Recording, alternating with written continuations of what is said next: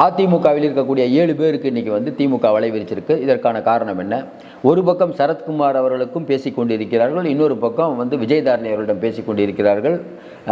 மாரியம்மாள் உட்பட நம்ம இவங்க காளியம்மாள், அதுக்கப்புறம் பார்த்திங்கன்னா அழகு மருதுராஜ் இவர்கள்ட்டையும் பேச்சுவார்த்தை நடந்து கொண்டிருக்கிறது.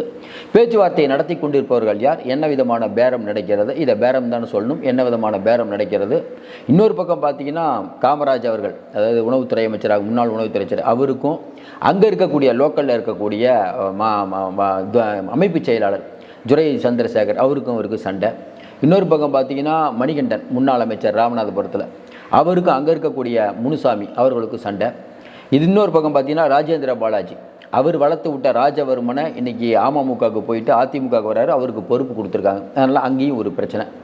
இப்படி பிரச்சனையெல்லாம் யார் இருக்காங்களோ அவர்களை தேடி தேடி பார்த்து அவர்களை உள்ளே கொண்டு வரணும். இன்னொரு பக்கம் செங்கோட்டையனை உள்ளே கொண்டு வருவதற்கான ஒரு அஜெண்டாவும் போயிட்டு இருக்குது. ஏற்கனவே நம்ம சொன்ன மாதிரி தங்கமணி அவர்கள் வந்து எனக்கும் எடப்பாடி பழனிசாமிக்கும் எந்த விதமான பிரச்சனையும் இல்லை, நான் அதிமுகவாக தான் இருப்பேன் அப்படின்னு சொன்னால் கூட அவரும் மன வருத்தத்தில் இருக்கார். அவர்கிட்டையும் பேச தயாராகிவிட்டார்கள். செங்கோட்டையன் இவர்களை தாண்டி இன்னும் பல பேருக்கு வலை வீசியிருந்தால் இவர்கள் ரொம்ப முக்கியமாக பார்க்கப்படுது. சரி, நிலவரம் என்ன? எடப்பாடி பழனிசாமி அவர்கள் வந்து நீங்கள் என்ன தான் சொன்னாலும் கட்சியில் அவர் தலைவராகிட்டார். எவ்வளவு தோல்வி இருந்தால் கூட எடப்பாடி பழனிசாமி வந்து வலிமையாக இருக்கார், யாரும் அங்கேருந்து வரலை அப்படிங்கிற ஒரு இமேஜ் இருந்தது.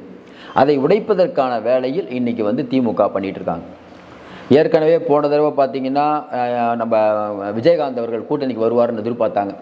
பழம் நழுவி பாலில் விழுந்ததுனாங்க. அதுக்கப்புறம் பார்த்திங்கன்னா துரைமுருகன் சொல்கிறாரு ஐஸ்கிரீமில் வந்து மேலே செர்ரி பழம் வைப்பாங்க, அந்த செர்ரி பழத்தை மக்கள் தூக்கி போடுற மாதிரி தான் விஜயகாந்தை தூக்கி போட்டுருவாங்க, நாங்கள் தான் ஐஸ்கிரீம் மாதிரி அப்படின்னு சொன்னார். அதுக்கப்புறம் மக்கள் நல கூட்டணி ஆரம்பித்து இவங்களை தோக்கடிச்சது தெரியும். அப்போ இந்த தடவை என்ன பண்ணுறாங்கன்னா நம்ம ஊர் மக்கள்